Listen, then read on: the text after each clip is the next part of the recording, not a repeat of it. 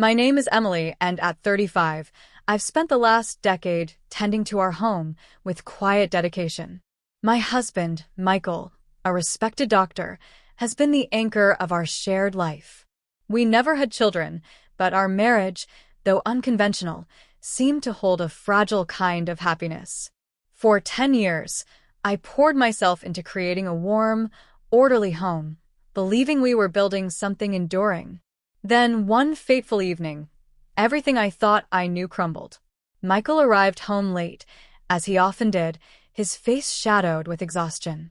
I was tidying the kitchen, expecting our usual brief exchange before he retreated to his study. Instead, he stood in the doorway, his voice heavy with resolve. "Emily, I want a divorce," he said, his words slicing through the air like a blade. "I'm marrying another woman." I froze, the dishcloth slipping from my hands. Shock coursed through me, leaving my thoughts scrambled. "What do you mean?" I stammered, my voice barely above a whisper. His next words were even colder. "We didn't marry for love." And in that moment I realized he was right. Our marriage had been less a union of hearts and more a pragmatic arrangement. Michael's parents, eager for him to settle down, had pressed him to marry. I, perhaps naively, seemed like a suitable match. We barely knew each other when we exchanged vows, strangers bound by little more than a shared last name. Reflecting now, I wonder if I was drawn to the idea of that name, its promise of stability, of belonging.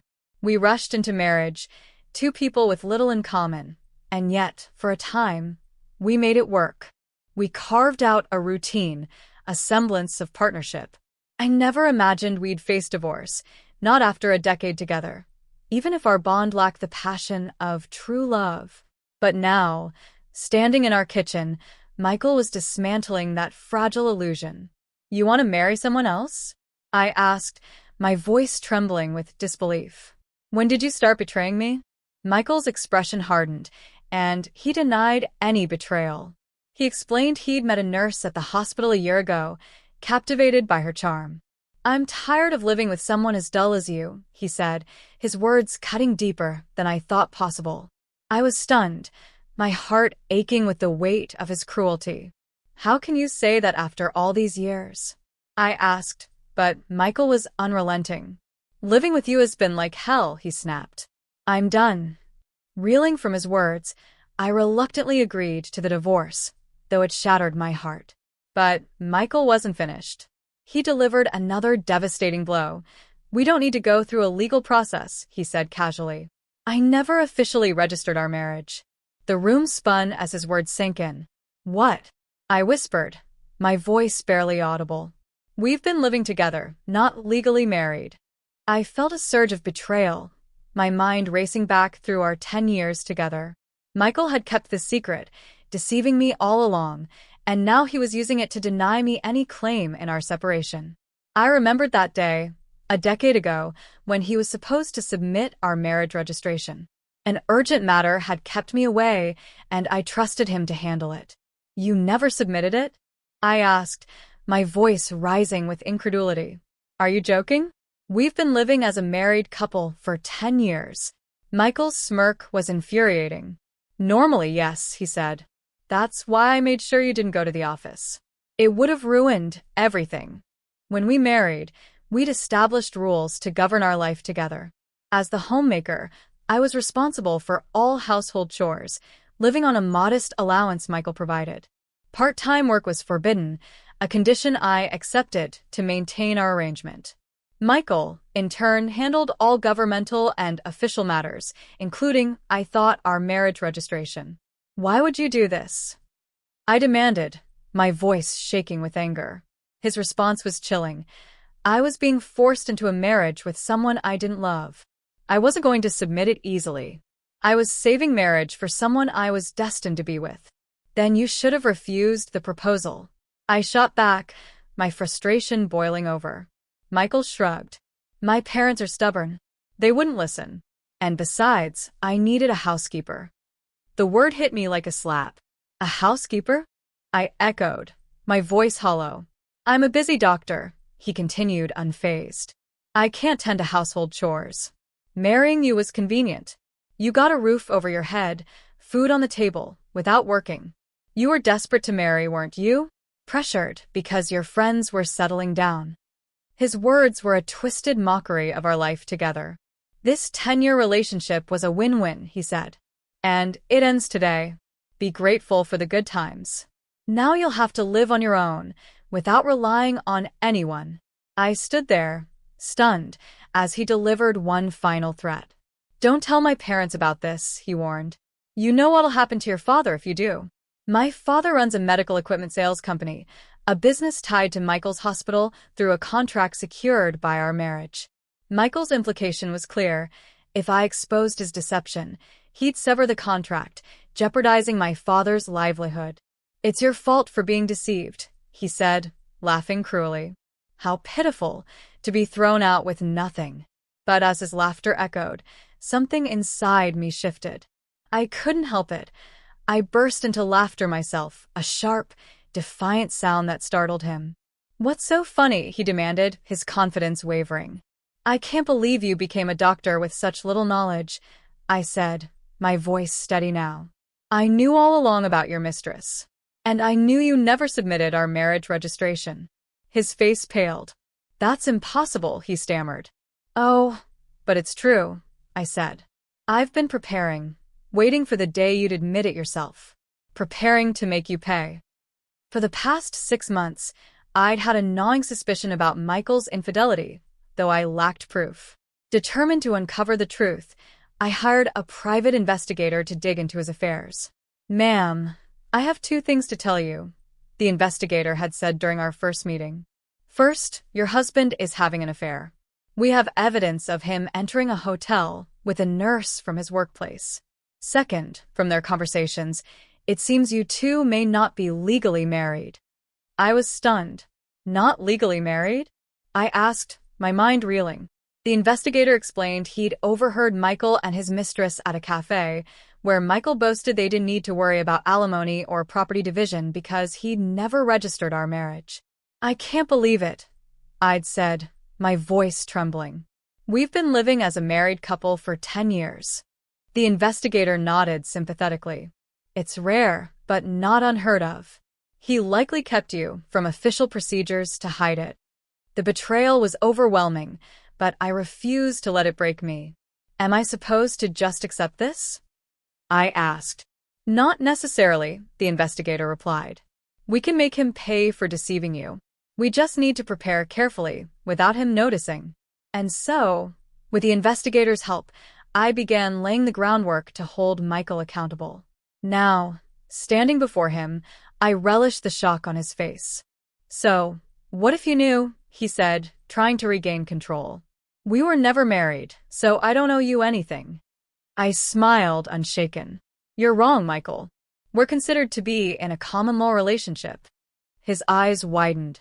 What? He sputtered. You might not know this, I continued, but in a common-law relationship, I can claim alimony and divide property. Michael hadn't realized that his failure to register our marriage could backfire. You can make claims in a common-law relationship, he asked, disbelief creeping into his voice. Yes, I said firmly. It's not well known, but it's true, provided certain conditions are met. And in our case, they are. I explained the criteria for a common-law relationship. First, both parties must have had the intent to marry, distinguishing it from mere cohabitation. Our wedding ceremony, recognized by friends and family, was evidence of that intent. Second, we had lived together as a couple for a significant period, presenting ourselves to the world as husband and wife. We meet those conditions, I said, watching his arrogance crumble. You thought you could walk away with everything, but you were wrong. I've been preparing to ensure you face the consequences of your deception. Michael's laughter had faded, replaced by a dawning realization. For 10 years, he'd manipulated our arrangement, believing he held all the power. But I was no longer the naive woman who'd trusted him blindly. With the investigator's evidence and my newfound resolve, I was ready to fight for what I deserved. The man who'd called me pitiful would soon learn that he was the one who'd underestimated me. Our marriage, built on convenience rather than love, had ended, but not on his terms. It was time for justice, and I was ready to claim it. Our wedding ceremony, witnessed by family and friends who celebrated us as a couple, fulfilled the first criterion of a common law relationship, the mutual intent to marry. The second criterion, living together as a married couple for a significant period, was undeniable. For over 10 years, we shared a household, our lives intertwined in the daily rhythms of partnership. As a homemaker, I managed the finances Michael provided, ensuring our home ran smoothly. This, the investigator explained, was recognized as a marital relationship under the law. If you can provide proof of these conditions, he said, his voice steady, you can claim alimony and divide property. He wasn't a legal expert, but he promised to connect me with a lawyer who could help me hold Michael accountable. Work with them, he urged, and bring him down. I met with the lawyer he recommended, a sharp-minded professional who confirmed my rights. You're entitled to claim alimony and property division, she said, outlining the legal framework of our common law relationship. Armed with this knowledge, I confronted Michael, my voice firm despite the storm of emotions within me. I'm demanding alimony and property division, I declared. His face drained of color, the smug confidence he'd wielded moments ago evaporating. Even if you can claim that, he sputtered, grasping for control, you're just an unemployed woman. Do you plan to rely on your parents after being kicked out? His words stung, but I was ready. Didn't I tell you I was preparing? I replied, my tone icy. I've secured a job starting next month, and I've found a new place to live. Don't worry about me. Michael had underestimated me, assuming I'd be a helpless homemaker, adrift without his support. But the tables had turned, and I relished the shift. I'll make sure to discuss this with your parents, I added, watching his panic rise. Do you not care what happens to your father? He snapped, clinging to his earlier threat about severing the hospital contract tied to my father's company. I smiled, unshaken. If they want to break the contract, let them. You are the link to the hospital, but my father's efforts sustained it. Whether they keep it is their choice. Let's see if they'll end a contract just because the doctor's wife of 10 years was a lie. I paused, letting the weight of my words settle. If they break it over this, it only shows their lack of trust. We'll find another hospital to partner with. Before he could respond, I pulled out my phone. You're not calling your parents, are you? He asked, his voice trembling. That's exactly what I'm doing, I said. Our parents believe we're still married. It's only natural to inform them if this relationship is ending. To my surprise, Michael's bravado crumbled. Please let me talk to them, he pleaded. Don't call. I raised an eyebrow, incredulous. You're asking me to hide the truth because your parents are strict? Are you serious? You could have refused the marriage from the start if you had no intention of committing. After 10 years of a selfish charade, you're scared of your parents finding out? That's too convenient for you. I shook my head, resolute. I'll tell both your parents and mine. I dialed, and soon both sets of parents were on the line, their voices heavy with shock as I recounted Michael's deception. A meeting was arranged at our house, and the air was thick with tension as we gathered. Michael's father, his face etched with disbelief, demanded answers. Is it true you pretended to be married for 10 years without submitting the registration? Speak, you foolish son. Michael's head bowed, his voice barely audible. It's true. I didn't submit it. His mother's voice trembled with anger. Why would you do such a thing? Did you not think about how Emily would feel? Michael's response was weak. I had no choice. No choice, his father roared. How can you say that? Michael, desperate, turned the blame on his parents. It's your fault, Mom and Dad. I didn't want to marry, but you insisted, arranging meetings, forcing a bride on me. His father's eyes narrowed. You agreed to the marriage, didn't you? Michael's voice grew shrill. I had to agree. If I'd refused, you'd have made a fuss. So, I decided to marry. His mother's voice cut through. If you were resolved to marry, why not submit the registration? Michael's explanation was chilling. I read online about a man in the same situation. He didn't want to marry, but was pressured by his parents. He lived a married life without registering, then revealed the truth when he found someone he truly loved. He paused, then added, That man's now married to the person he loves, with a real marriage. So I'll do the same with my girlfriend. The room fell silent, the weight of his words hanging heavy. Then my parents, who had been quiet, spoke, their voices steady but laced with pain. A real marriage? My father said, his tone measured. You may not have married for love, but do you remember your vows? We'll never forget to care for each other and build a home full of smiles. What did those words mean to you? My mother's voice trembled. We sent our daughter to you, hoping for her happiness. But you deceived her for 10 years, never registering the marriage. Now you're leaving her for another woman. Can someone who acts without care, even with a new partner, truly build a real marriage? Michael faltered, unable to respond. My father continued, his voice rising. We welcomed you not just because you were a doctor, but because we believed you were sincere, someone our daughter could build a happy home with. We were wrong, deceived. And you threatened Emily, saying you'd cut off our company's contract if she told us? Michael's mother gasped. You did what? My father's voice was firm. If you're going to threaten our daughter, we'll cut the contract ourselves. Be warned. We'll tell the truth when asked why. Michael's panic surged. There'll be rumors at the hospital. My mother's response was unflinching. That's the result of your actions. You threatened us first. The confrontation escalated as Michael's father grabbed him by the collar, fury in his eyes. We didn't raise you to be such a scoundrel. What were you thinking? Michael's mother added, her voice shaking. By not registering the marriage, you thought you were clever, but you strung Emily along for 10 years. What were you thinking, causing such pain? The living room grew still, Michael's defiance crumbling under his parents' outrage. He had no words left. His father turned to us, his voice heavy with regret. Emily and your parents, we're truly sorry for the trouble our son has caused. You shouldn't apologize, it's not your fault. But as his parents, we bear some responsibility for his actions. We'll take him home and ensure he doesn't continue this reckless behavior. We'll handle the aftermath properly. We're so sorry. With that, Michael's parents escorted him out, back to his childhood home, his head hung low. My parents turned to me, their eyes filled with concern. You've been through so much, Emily, my mother said softly. Come home and rest. We'll figure out what to do next. You don't need to worry. Their kindness warmed my heart, but I shook my head. Thank you, but I'm not ready to go home yet. I still have things to do. I chose to stay in the house that had been my world for a decade, determined to prepare for the final reckoning with my now ex-husband.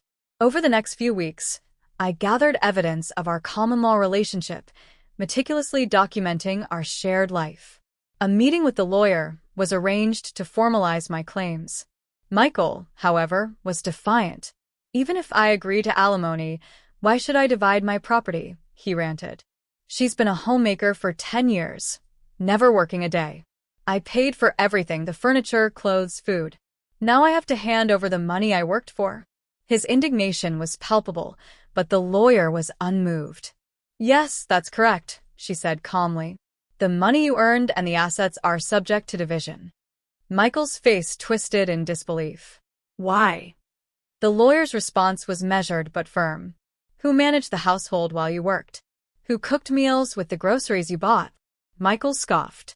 That's irrelevant now. The lawyer's eyes narrowed. No, it's very relevant. A homemaker's contributions have economic value, entitling her to a fair share. Housework and childcare aren't trivial tasks anyone can do. They're labor that supported your life. You could live freely because of Emily's efforts. Don't misunderstand that. She paused, her tone shifting to one of quiet conviction. Speaking as a human, not just a lawyer, your situation is the result of your own actions. Yet you have the audacity to be selfish. Michael's bravado faltered. What did you say? The lawyer pressed on. Emily is entitled to half the assets for property division. That's the law. As for alimony, we intend to claim $100,000. The room fell silent, Michael's objections reduced to a defeated mutter. For 10 years, he'd manipulated our arrangement, believing he could discard me without consequence. But I had reclaimed my power, armed with evidence, legal support, and a resolve forged in betrayal. The man who'd once called me pitiful now faced the consequences of his deception. Our marriage, a facade built on convenience, was over, but I was no longer the woman who'd trusted him blindly. I was ready to step into a new life, one defined by my strength and determination. The lawyer's voice was calm but unyielding as she addressed Michael's outrage. $100,000? Why so much for a relationship that wasn't even a marriage? He protested, his face flushed with indignation. It's precisely because you weren't legally married, she countered, her tone steady.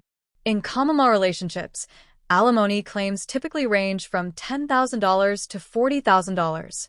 But in your case, you pretended to be married for a decade, then callously tried to discard Emily when you found someone else. The amount reflects the severity and duration of your deception. She leaned forward, her eyes locking onto his. You may think 10 years is fleeting, but it's a significant portion of a life. Emily devoted herself to you, believing you were a married couple. You have no right to complain after betraying her trust. Her words were a perfect rebuttal, slicing through Michael's defenses. He stood there, speechless, his earlier bravado reduced to a defeated silence. Reluctantly, he agreed to my demands, the weight of his actions finally sinking in. But I wasn't done. With the investigators' help, I had identified Michael's mistress, a nurse at his hospital, and sent her a notice of claim for alimony. The investigator had uncovered her identity and workplace, revealing she'd been complicit in Michael's assurances that no alimony or property division would be required. The notice, detailing her liability in our common law relationship, must have shattered her expectations. I later learned of the chaos that unfolded at the hospital. The mistress, panicked by the claim, confronted Michael in a crowded corridor, her voice sharp with betrayal. "Wait a minute, this isn't what you told me," she exclaimed, waving the notice. "You said there'd be no alimony, because you weren't married. What's this about?" Michael, flustered, tried to defuse the situation. "Okay, let's talk later, not here. There are too many people. We'll both be in trouble if this becomes a rumor." But she was unrelenting. "I don't care. I can't pay this kind of alimony. You said it was fine, so you should pay it for me." Michael's voice grew strained. "I won't pay a penny. You wanted this relationship. You said I was the only one for you, that you wanted to marry me." Her voice rose, drawing curious glances. "Quiet down. Everyone can hear us. I'm not in the wrong here. If you want to make amends with your wife, do it yourself. Tell her I owe her nothing, that you'll handle it." Michael's pleas, "Wait, hold on," were drowned out as she stormed off, leaving their affair exposed to the hospital staff. The confrontation became the talk of the workplace, whispers spreading like wildfire among nurses and doctors. The final blow came when my father, acting on principle, requested to terminate his company's contract with the hospital. "We'd like to end our contract at the end of next month," he informed the administration. The hospital, already abuzz with rumors, pressed for details. "Is this related to Dr. Michael's affair?" an administrator asked cautiously. My father's response was measured but revealing. "Yes." A nurse, presumed to be involved, caused a scene. I never imagined Michael had been pretending to be married for 10 years without submitting a registration. I didn't expect it to come to this. The administrator's shock was palpable. He never submitted the marriage registration? We weren't aware. We only knew he was married and having an affair. My father's request unveiled the full extent of Michael's deception, confirming he'd misled me for a decade. The news rippled through the hospital, fueling gossip among the staff. Dr. Michael deceived his wife for 10 years without registering their marriage, and he had an affair with a nurse. One nurse whispered. "How low can you get?" Another replied. "How could she not notice for 10 years? A third asked, incredulous. Apparently, Emily's maiden name was the same, and he handled all the official paperwork. That's terrifying. The rumors spread beyond the staff, reaching patients and visitors, and soon Michael and his mistress were met with cold stares and hushed judgments. Unable to withstand the scrutiny, both resigned from the hospital, their reputations in tatters. My father later shared the outcome with me. Did you secure the alimony? He asked, his voice warm with concern. Yes, I replied, a sense of triumph settling in. I received payments from both Michael and his mistress. She resisted until the end, claiming she was deceived, but the lawyer made it clear her argument wouldn't hold. She reluctantly paid. My father nodded, relieved. And the contract? I asked. It's off the table, he said. Michael resigned, and the hospital, valuing our company's reliability, asked us not to cancel. We couldn't refuse after their request. I smiled, grateful for the resolution. That's a relief. With the legal battles behind me, I embarked on a new chapter, moving to a new home and embracing my job with enthusiasm. Life felt lighter, filled with possibilities I hadn't dared imagine during my years with Michael. About a year and a half later, an unexpected call disrupted my peace. It was Michael, his voice laced with a mix of curiosity and bitterness. Is it true you got remarried? He asked. I had indeed married a kind, honest man I met at work, and somehow Michael had learned of it. Whose number is this? I asked, surprised he'd gone through the trouble of contacting me after I'd changed my number. Just answer me, he pressed. I sighed, unfazed. Yes, I got married. His tone sharpened. You betrayed me.